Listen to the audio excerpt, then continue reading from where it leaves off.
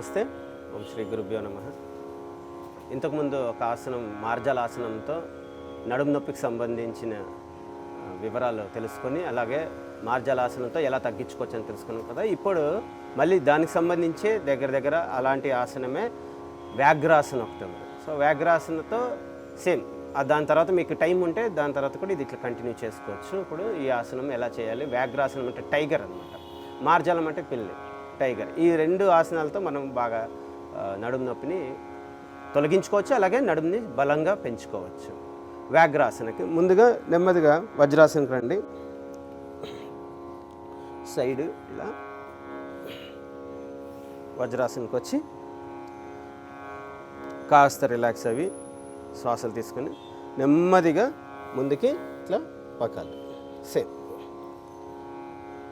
ఈ పొజిషన్కి వచ్చిన తర్వాత గాలి తీసుకుంటూ కుడికాల్ని నెమ్మదిగా పైకి లేపాలి. గాలి తీసుకుంటూ తల పైకి ఎత్తాలి. Inhale up.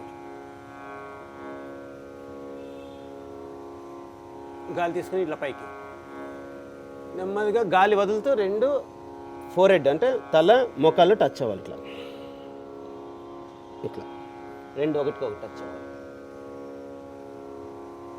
గాలి తీసుకుంటే ఇట్లా పైకి ఎత్తాలి. ఇది గాలి వదులుతూ ఒకటికొకటి టచ్ అవ్వాలి. ఇట్లా చూడండి. ఇట్లా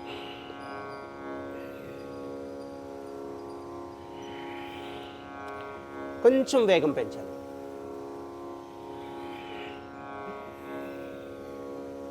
మనకు ఒకవేళ రెండు ఒకటికొకటి టచ్ కాకపోయినా పర్లేదు, దగ్గర తీసుకురావాలి ఇట్లా. ఓకే, ఎవరికైతే కొత్తగా చేసే వాళ్ళకి అంత సులభంగా టచ్ అవ్వదు. ఫోర్ హెడ్ మోకాళ్ళు రెండు ఒకటి టచ్ అయినా అంటే హాఫ్ ఆఫ్ ద బాడీ, అంటే ఇటుపక్క శరీరాన్ని మనం సపరేట్గా విడివిడిగా ఫ్లెక్సిబుల్ చేస్తున్నామని ఇక్కడ మనం.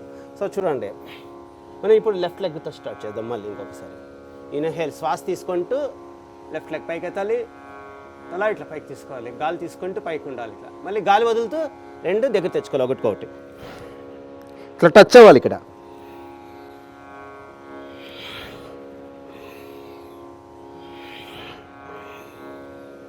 శ్వాస తీసుకుంటే పైకి, శ్వాస వదులుతూ రెండు దగ్గర తెచ్చుకోవాలి.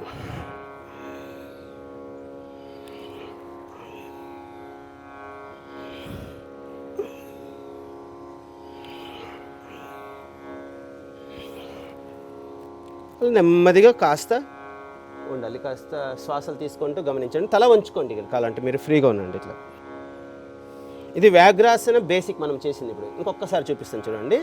ఇన్హేల్, శ్వాస తీసుకుంటే పైకి ఎత్తాలి. ఇట్లా శ్వాస వదులుతూ తెచ్చుకో.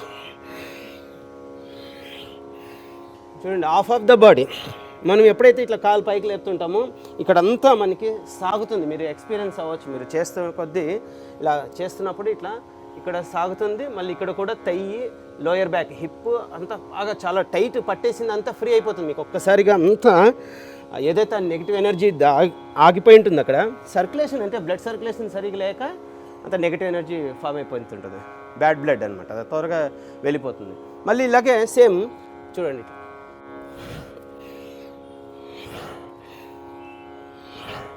సో ఈ లోయర్ బ్యాక్లో హిప్ అలా ఫార్వర్డ్ బ్యాక్వర్డ్ మూవ్ అవడం చేత ఆ టైట్నెస్ ఏదైతే ఉన్నిందో అదంతా ఫ్రీ అయిపోతుంది, వదిలిపోతుంది. మనకు రిలీఫ్ దొరుకుతుంది, వెంటనే తెలిసిపోతుంది. మీకు రెగ్యులర్గా చేయండి.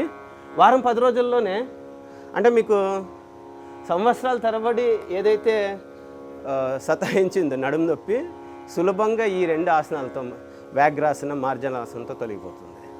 ఒకవేళ మీరు ఎక్కువసేపు చేసుకున్నారనుకోండి, అలాగే శశంకాసనాన్ని తర్వాత ఇలా రెండు చేతులు, ఇప్పుడు మనం ఇక్కడ వచ్చాం కదా, ఇట్లా రిలాక్స్ అయిపోయిన తర్వాత కొంచెం ఫార్వర్డ్ బెండ్ అయ్యి ఇట్లా ఉండొచ్చు. శశంకాసన అంటారు. అలా కాస్త రిలాక్స్ అయ్యి సాధారణ శ్వాస తీసుకొని నెమ్మదిగా పైకి రావాలి.